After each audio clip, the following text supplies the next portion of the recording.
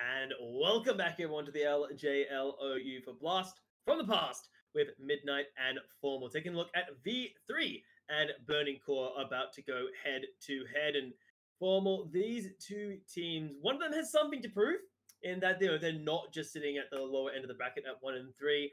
And the other one is looking at Burning Core and thinking to themselves, how long is this going to take? Yeah, it's a very, could be a one-sided affair. Obviously, though, I kind of went into that last game expecting something that could have been a bit more one-sided. So you never really know until you get on the Rift. However, I don't want to write Burning Core off for other reasons, particularly the fact that they were able to find that one win, and it could motivate the team. We could see them on that upward trend. I know they have some fans out there that would be loving to see it, but when you're up against a V3 team right now that has all the momentum in the world, trying to establish themselves as a top team within this league, you feel like this is the kind of game from a team like this that they do not overlook, that they come in still prepared and just look to take care of business and kind of add an extra capitalization on their run so far. Yeah, and if I was on the side of V3 and I look at Burning Core, I think the area of power that you need to be afraid of is the top jungle duo. Rayfarky and Once are, in my opinion, the powerhouse of Burning Core. If they get going, it's terrifying. I'm talking like Rayfarky, Darius with Ghost Flash level terrifying. It is just something you do not want to see. So I think that is a really important thing for coming into this game formal is Rayfarky and Once able to bully Cog and Muujin, because if they're not allowed to, I worry that the rest of Burning Core just isn't going to be able to match the pressure coming from the V3 members opposite them. Yeah, the thing though that scares me too for Burning Core, well, yes, that jungle top synergy, they can work well together, but are they going to find the matchups that they're looking for? Because V3, known for that flexible pick and ban phase, they will most likely have the answer pretty much prepared just to deal with these two. So this pick and ban could be a situation where Burning Core kind of come out of the gate stumbling already just because of how reliant they might be on that top side of the map.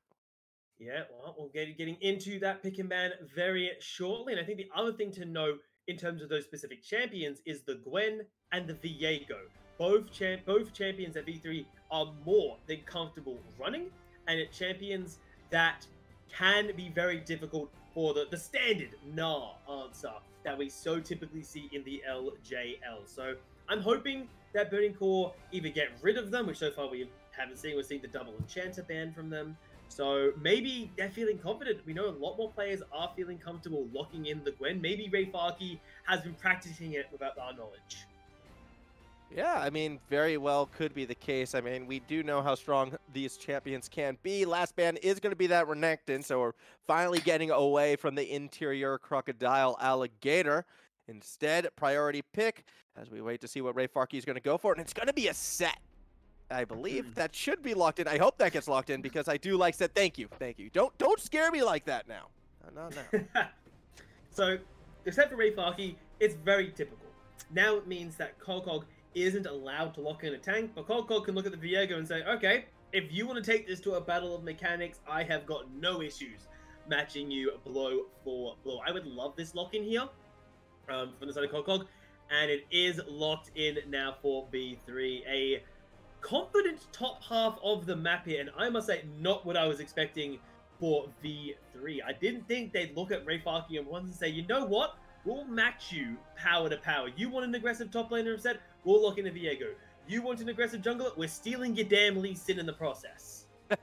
Yeah, absolutely. V3 is kind of taking VC's strengths and throwing it back against them, or is it just a hover? Maybe that is the challenge, Midnight. They hover until the final 3 seconds. Like, this is what we want you to take. Give us your best because we're going to be walking the great white bear with the great white hair for their top side of the map.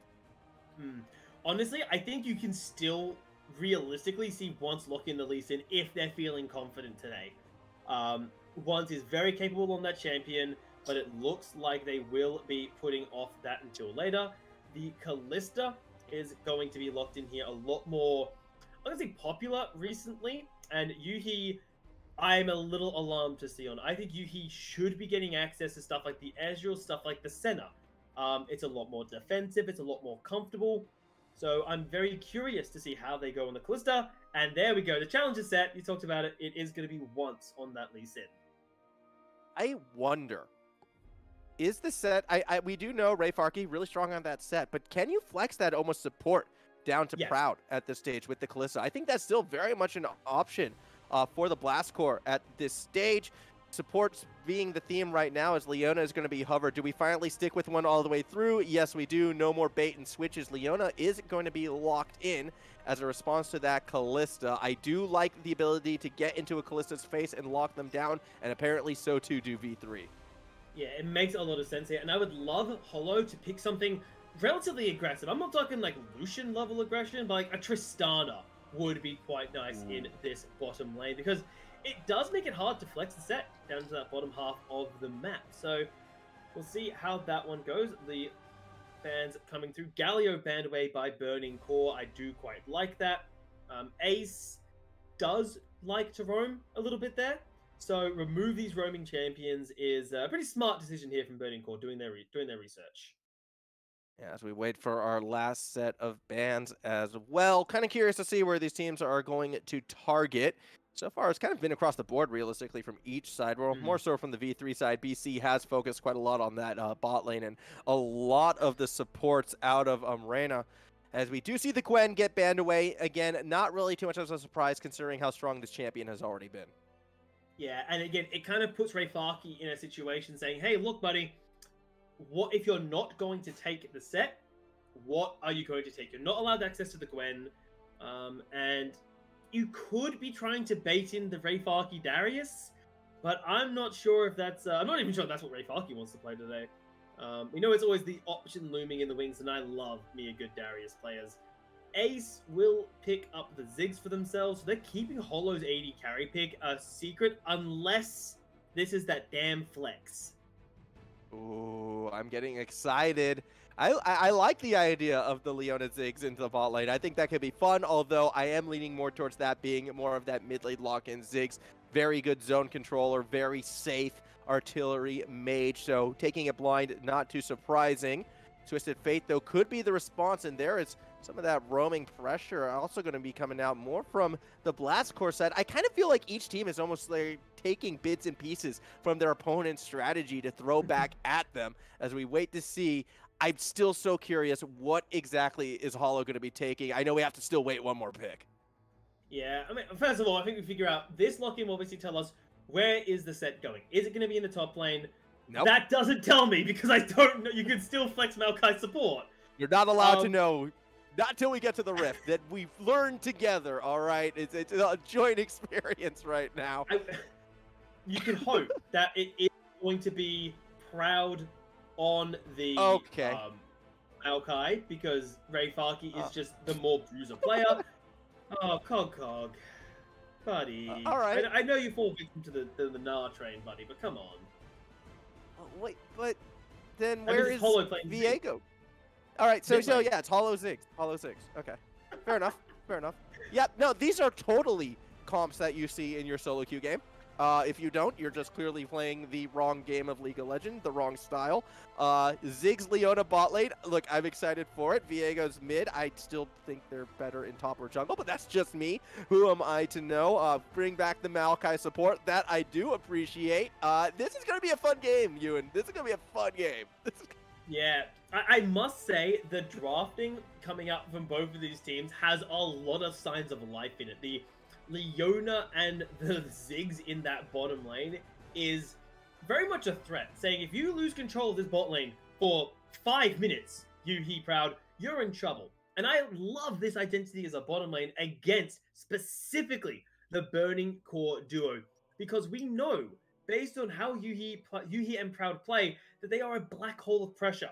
A Ziggs should have no issues bullying them out with the range, the harassment. I'm really interested to see how that goes. And in the middle lane, Ace, I thought he might go for a roaming style. He looked in the Viego. He's looking to kill his lane opponent. This is going to be great. No, and here's the thing, too, that I like about the Ziggs-Leona combo. Ziggs, as I was talking before during that pick and ban, very, very safe artillery mage that you can take blind into the mid lane.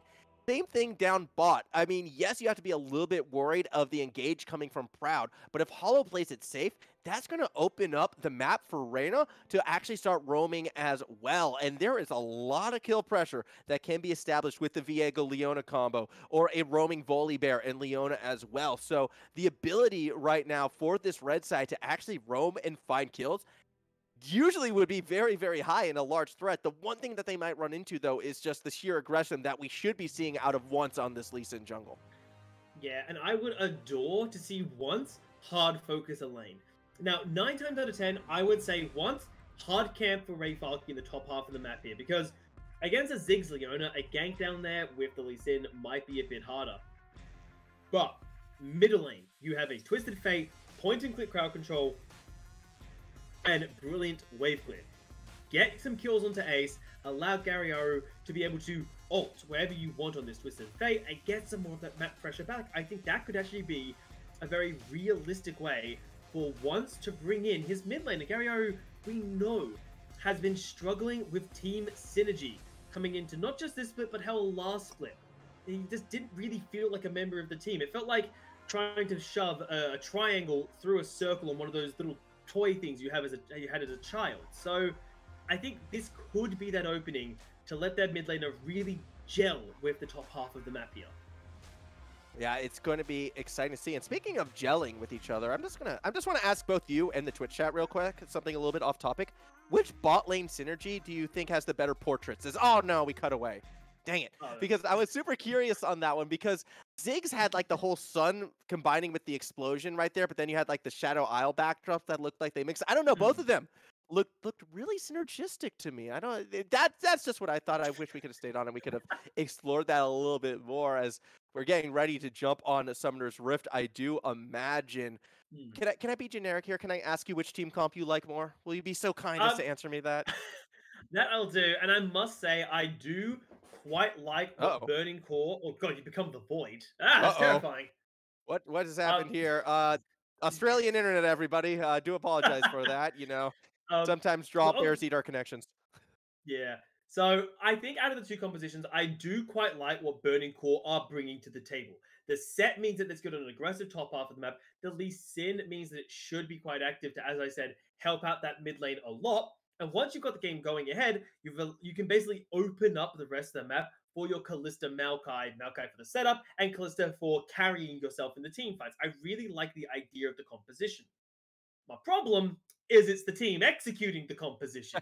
You have put so much of your team fight capacity to win on Yuhi, a player who has been struggling to really make these team fight impacts. I love the idea, and if it works, it will basically tell us that the bottom lane of Burning Core is something that must be respected.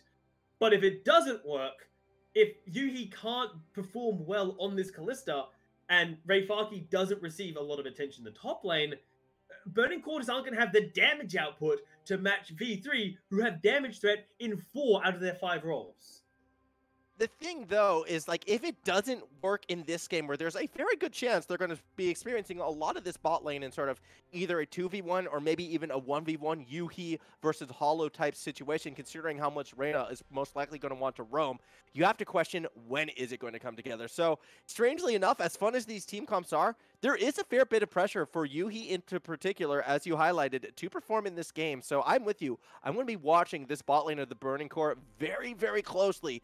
Hopefully they're going to be able to put something together. But V3, as mentioned, they're no slouches. They came prepared. This game, it might be a bit more, exciting than what these records may have thought as, wow, a lot different than our last one. 67, that's 2-to-1 odds in favor of V3.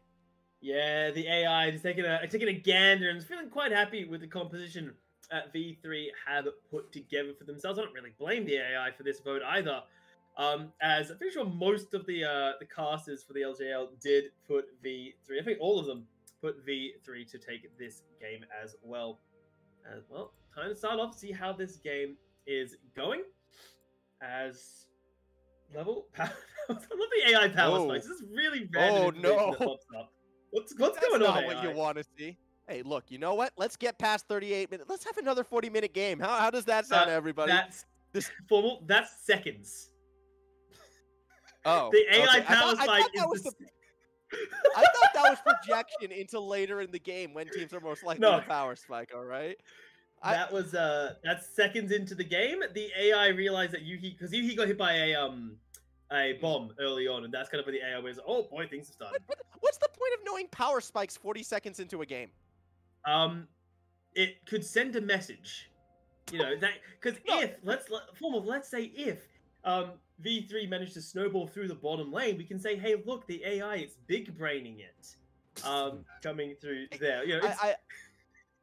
I'm sorry. I feel like that would be so much useful as future projection power spikes into 40-minute time period.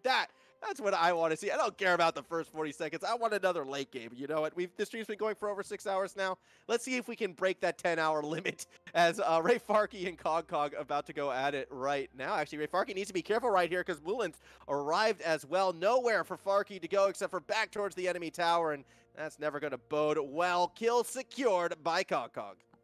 Yeah, and this attack from V3 is perfect. We talked about coming into this game, well, where are the power points for Burning Core? We talked about the combination of Once and Ray Farkey, and you attack one of them. Ray Farkey is now in a bit of a rougher matchup now because he's already been killed. He's burnt the teleport. He has to be constantly afraid of a dive coming through here because we know that Mugen is still on the top half of the map here. And now Once has to realize, well, crap, my top laner is no longer in that position where he should be able to help me take over the map. So where do I go? Do you go mid lane for Garyaru, or do you attempt bottom lane against Hollow and Reyna? Oh god. Well, maybe you attempt bottom lane because the play has already started. Yuhi in a bit of trouble. Flash forward by Hollow to get that last auto. Secures the kill, and Once was kind of busy securing the Scuttle Crab. Is not able to arrive in time, and it's 2 quick kills for V3. Yeah, and this is a problem. We talked about Burning Core. Their bottom lane had to perform today, and giving up a kill at not even 5 minutes, just laning phase. It wasn't any jungle interactions. So what happened here? Did you just walk too far without Proud and backup? Yep. Oh, that's actual charge. Yeah, I mean, step too far forward, probably, potentially, not necessarily familiar with that matchup with the Ziggs right there. Caught a little bit out of position. And it happened the moment Proud started to roam up the river as well. So the timing from V3 just perfect. Yeah, awkward positioning from Yuhi, immediate punishment, and V3 now 2 kills up, and we're only just approaching that 5-minute mark. Yeah, it's not looking brilliant for Burning Core already, but we haven't seen Once on the map. He's been doing a lot of farming, he has the Iron Whip ready to go, and I think we really need to see some productivity. But look at the minimap, he's being pinged out by V3 because they've tracked his pathing so well. What are you meant to do as Once in this situation if the other team, without vision, is successfully tracking your movement? Simple. You get a D12, roll that, and go to the appropriate camp. This is a strategy I've implemented time and time again in my solo queue games, and it has successfully gotten me out of Bronze 4 and into Bronze 3. Gank happening in the mid lane, meanwhile, as Garyaru has to be a little bit careful right there. Is able to get back underneath the tower, but it's still that pressure, that roaming potential that we highlighted from V3 already in motion. So, Once can't really help Ray Farkey in top lane. Once wouldn't have been able to help in that mid lane there if Garyaru had ended up getting caught. Thankfully, the Twisted Fate got out in one piece, but it's the principle behind the message of these are the lanes that are going to perform well for Burning Core. Let's focus them. As once again, Garyaru might be in trouble as Ace goes in. Yeah, Garyaru has to be very cautious right here. Ace just going to keep pushing that wave in. Perhaps an Ocean Dragon in the near future for V3, or at least some Ocean Dragon pressure, although instead they're throwing everyone at the top side right now. Mugen just able to take a happy little walk through the jungle, drop a ward, see that nothing is around. Response will be an Ocean Drake over for Blastcore, or will it be Once has to take it out? A lot of time to react, but for some reason, V3, they're going to be a bit content to give this one for free. I don't like this idea of V3. I understand what they're trying to do. They're setting up for the top half of the map here. I think Mugen wants to reset before going in for Oh god, bot lane. Oh my goodness, the damage coming out of Hollow. Enough for a quick kill again onto Yuhi, and this time you even had Once around, but it just does not matter. One misstep and the Callista is gone now. Once still sticking around, actually, will look to back away, but this could be some you know, early more gold, get rid of some of those armor platings on the tower, perhaps for V3. Yeah, and what the looming threat is that the Ziggs has the, I don't know what you want to call it. I call it the detonation, where you can just blow up a turret when it's at low enough health. So all the turret plates, if Ziggs can get the turret platings and the detonation on it, that is a ridiculous influx of gold that Yuhi won't be able to match because he's died twice in the bottom lane already, both from just being too far pushed up in the wave.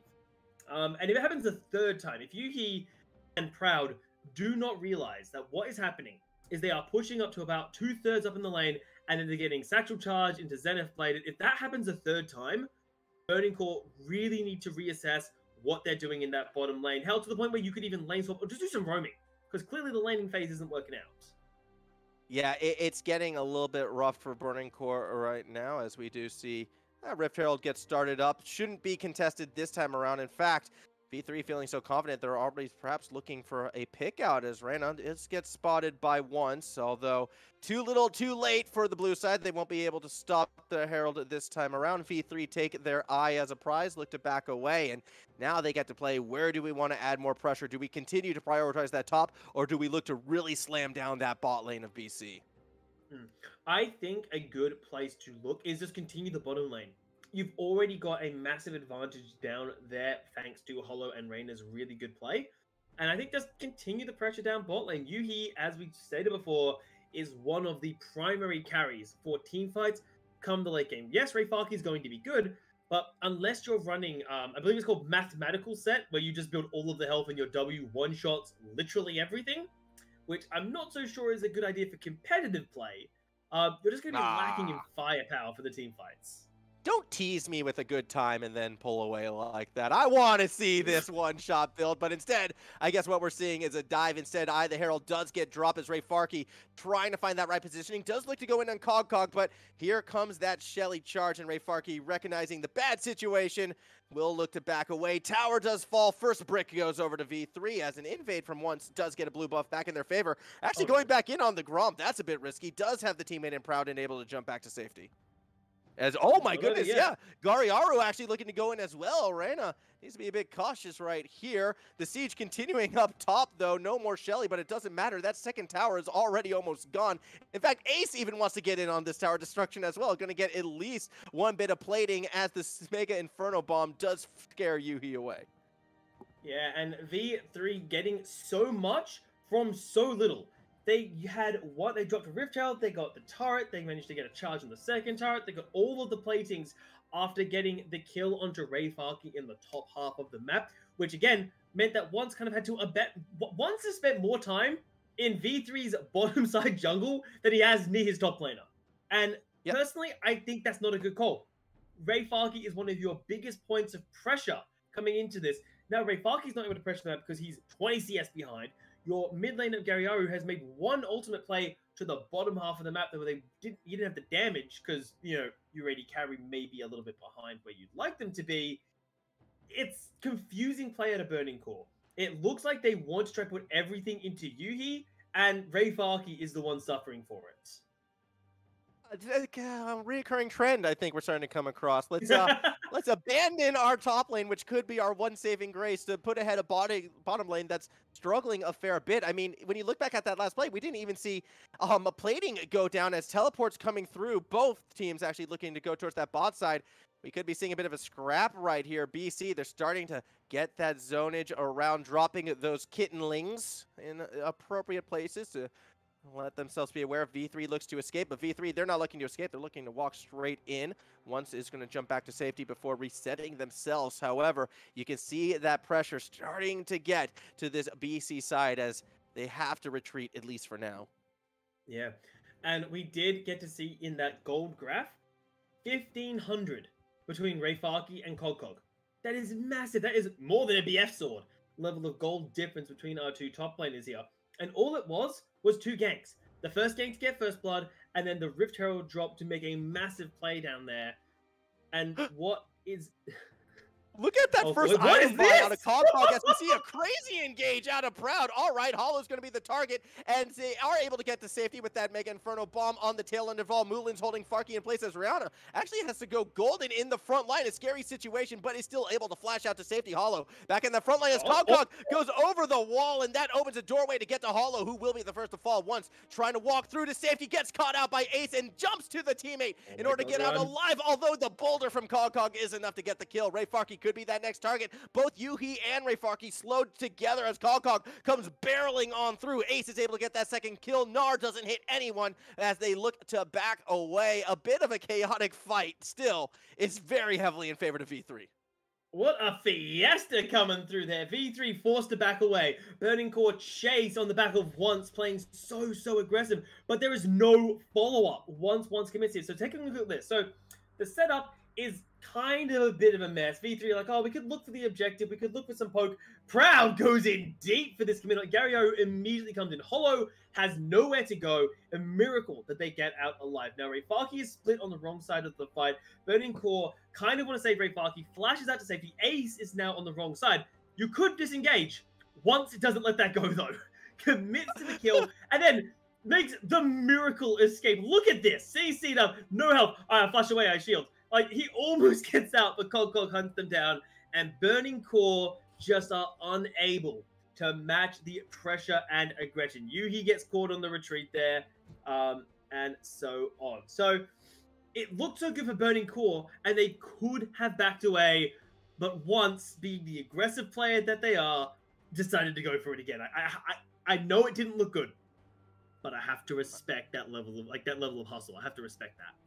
I have to throw it back to that pretty infamous YouTube video, you know, where Lee Sin's mind might be telling him no, but that body was telling him yes, got the kill, but at what cost? You know what? That's where you type worth it in chat. As it stands, though, it might not be worth it overall. Again, no. BC falling a bit further and further behind as pings are coming down. We could be seeing yet another scrap, which would catch me a little bit by surprise. It is going to be a Herald fight potentially, as it does spawn right back onto the Rift. Mid still being controlled by V3. What will BC look to do to scare him off it? The question is, well, answered by them just walking back into lane. Yeah, it looks like Burning Core are a little bit lost here with the J-Ram coming out right now. 4 members hanging out in the mid lane. The other person who's not here is Gary O in the bottom lane matching Ace, which I must say, I'm not a fan of the J-Ram, especially because look at Ray Farky's situation. This man needs gold. You need to be giving him something to work with him right now. He's just sort of faffing around the mid lane. Yeah, and well, they're not going to faff around anymore. Twisted Advance trying to hold V3 back as we do see teleports into the play by Gariaru, who's immediately caught out by Ace. Mega Inferno Bomb's going to be used to secure the kill, and now a member down. BC has to try to get away. It's only a small wave crashing, though, so I don't think the tower falls just yet as Ray Farky looks for a potential re-engage. Instead, gets poked completely out of the fight, and V3, they're going to be satisfied with that one kill. Yeah, I would have loved V3 to go for a dive there. You had Mega Gnar, you had Viego with the ultimate ready to rumble, but the discipline says, look, there's no need to dive here. We can go take Herald, we'll back it up. Happy with the 1 kill onto Gariaru, who just... I like the attempt, and if there was more backup, maybe that could have worked, but I think they just Destinied in a little bit too far forwards there, unfortunately, getting punished, and... Oh, Once, watch out, buddy. Yeah, speaking of going too far forward, I think we all collectively held our breath right there as Once was looking for a potential play onto Cog. Clearly, this Gnar is who you want to be looking at as we take a look at that replay of the fight back in mid lane.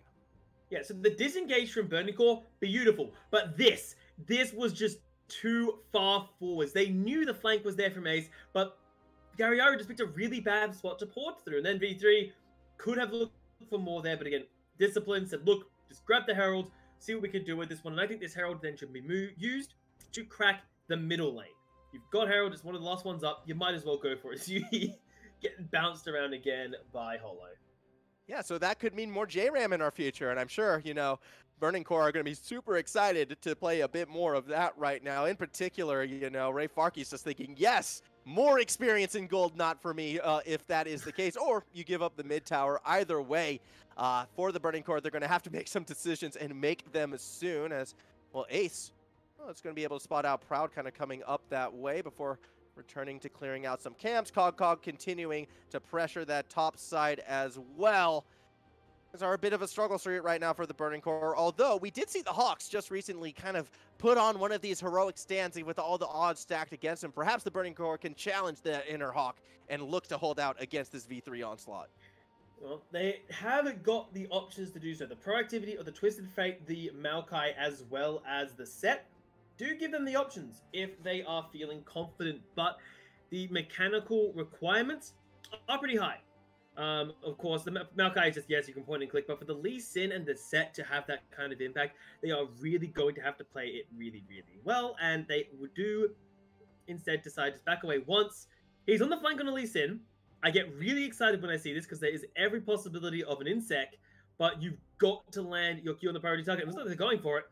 Yeah, I mean, with Gararu trying to find the flank right there, but the Satchel Charge thought they got V3 to safety, but instead, it just wasn't enough. Too much damage coming out of the Blast Core right now as they blast their way through that front line, but look for the re-engage from Ace down below. The health bars are quite low, and Cog is still alive. Not quite Mega yet, only about halfway there, but still the fight looking to continue on, and Blast Core has to be very careful, yet Ray Farkey walks straight in! What? All right, then. I guess you want to even the odds. All well and good. A proper 3v3. Make that a 2v3 as Yuhi gets caught out as well. And V3 continue to march forward. That was one of the weirdest things I've ever seen Ray Farkey do. Is once, might actually just get straight up dived here, but... what?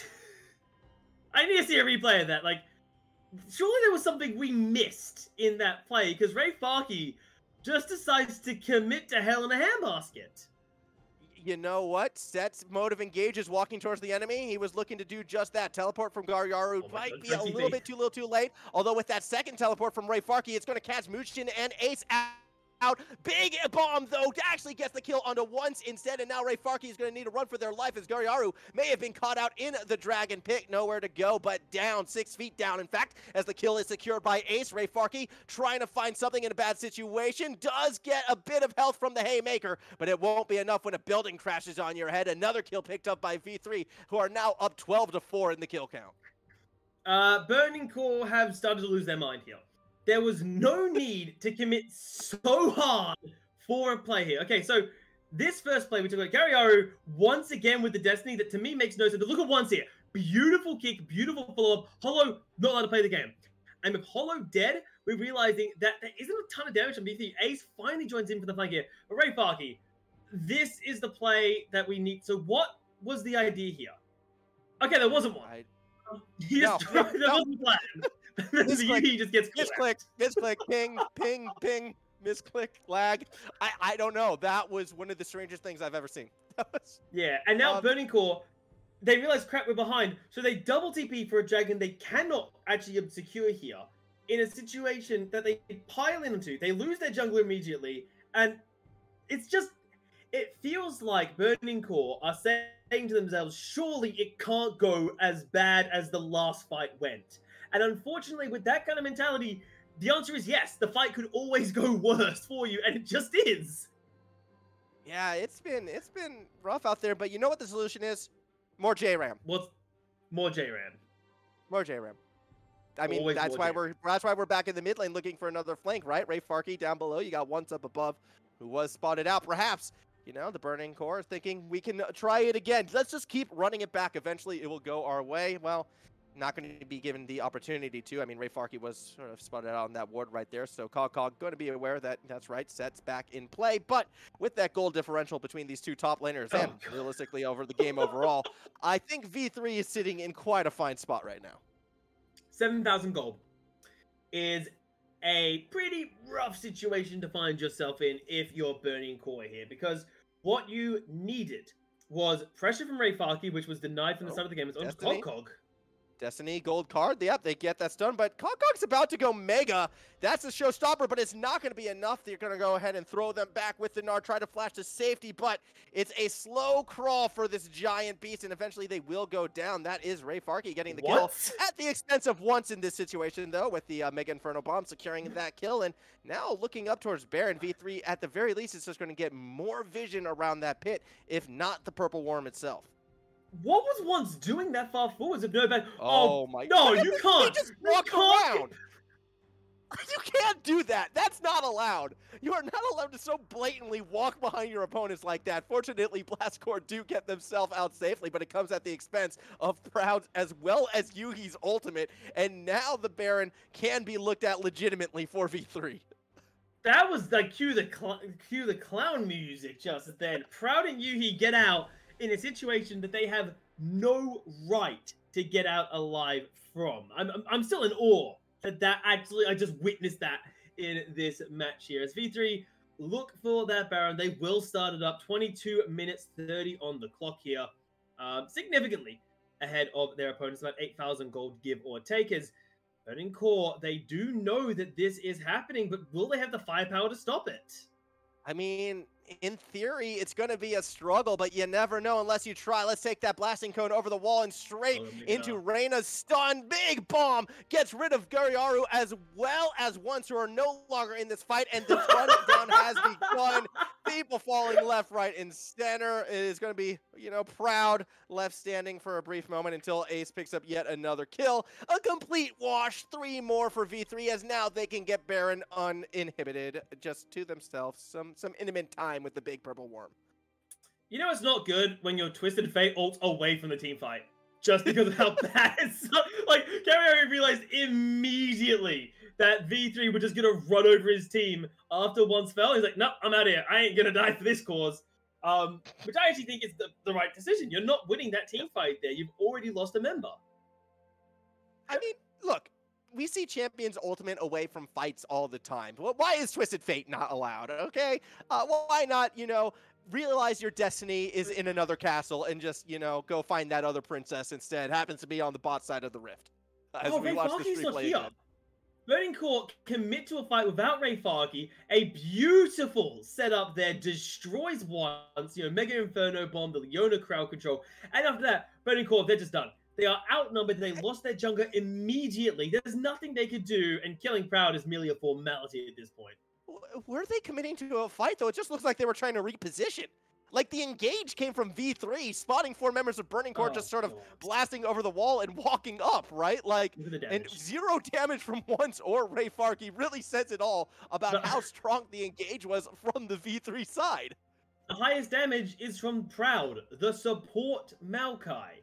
That is not exactly a ringing indictment of how Burning Core has been playing this game. It's been a bit of a travesty. It feels like they've been on the back foot at all points in this game. 24 minutes, their base is being sieged against Baron. Cog looking for more.